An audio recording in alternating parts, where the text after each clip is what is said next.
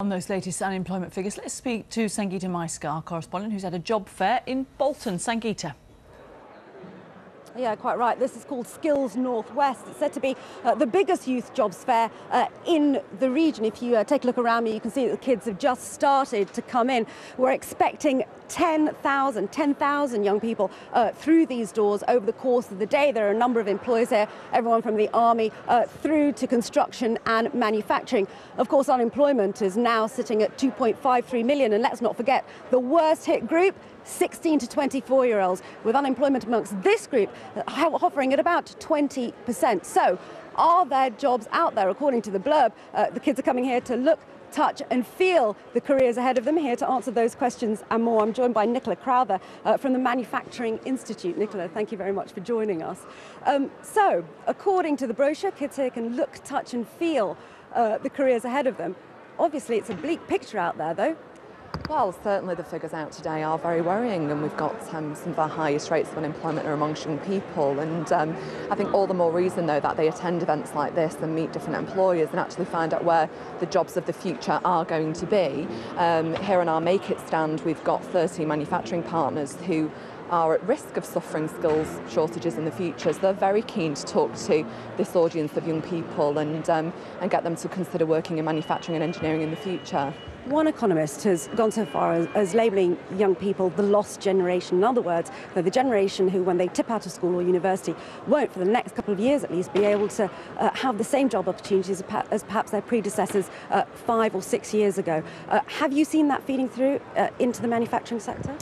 What we've certainly found with young people and parents is they're a lot more open and responsive to the messages that we've been saying for, say, the past 5 years. So 5 years ago, when we were talking about manufacturing as an aspirational career route, there wasn't a great deal of interest in that. And actually now, young people and parents are interested in that message because they do know that it's an increasingly competitive market for them out there. And they want to know that if they study certain qualifications, there will be some routes for them at the end of those qualifications. So, for example, science, technology, engineering and maths, there are a lot more opportunities for young people with those skills than perhaps other courses that are maybe more humanities based, for example. But realistically, are the jobs out there? If you look at car manufacturing in Britain, for example, we've all heard examples of factories that have had to put full-time workers, adult workers, onto a 3 or 4 day week. I've visited factories myself where workers are on 3 and 4 day weeks.